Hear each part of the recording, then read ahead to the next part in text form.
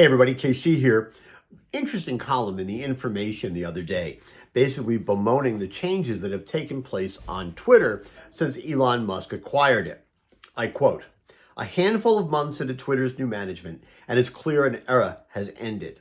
For the site's power users, which include academics, journalists, and lawmakers, the sudden changes in the social network's policies, practices, and culture have destroyed years of careful network building. What that will cost us in the future in terms of relationships never forged and knowledge never created, we can only guess at. The loss of free access to Twitter's API has disrupted countless large-scale research projects, while adjustments to the verification system have made impersonation easy and trusted identification nearly impossible. Without a strong moderation team," and I'm a big believer in a strong moderation team here on Morning Newsbeat, that's me.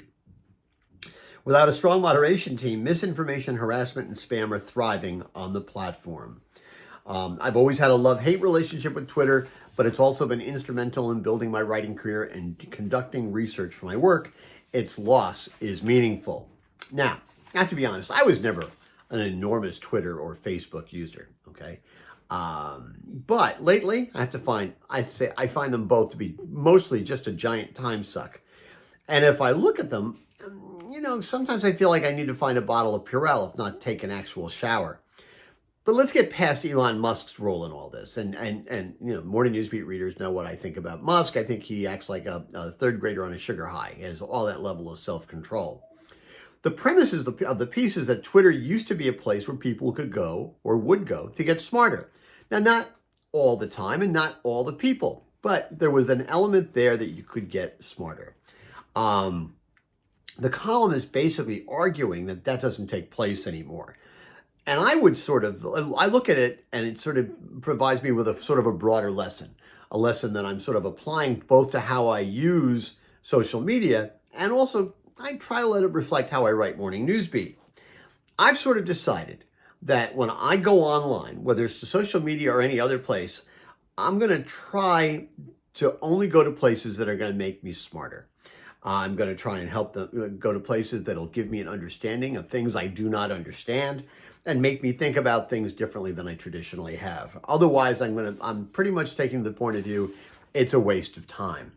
Now, I define smarter sort of broadly. I'd like to be smart enough, for example, to be able to get a passing grade on the New York Times weekly news quiz. I know I'll never be smart enough to be one of those people that John Mackey thinks is trying to destroy the business community, intellectuals. But I'd like to be smart enough to be able to hold my own in a conversation with people about things I don't understand, simply because I have some frame of reference, some context. I just want to be able to ask intelligent questions. Now, I know there are people in the world who don't think smart is particularly a positive thing. I think they think that being smart equates with being elitist. Now, I'm not one of those people, but best I can, I'm going to just try and read stuff. And as I do Morning Newsbeat, as I have for more than 21 years, I'm going to try and write stuff and refer to stuff that makes me smarter and that I hope it will make you smarter. I'm sure I won't live up to that goal all the time, but I'm going to do my best. I just like to think that the rest of the internet was going to do the same thing. And that, I think I'm going to be disappointed. Anyway, that's what's on my mind this morning. And as always, I want to hear what's on your mind.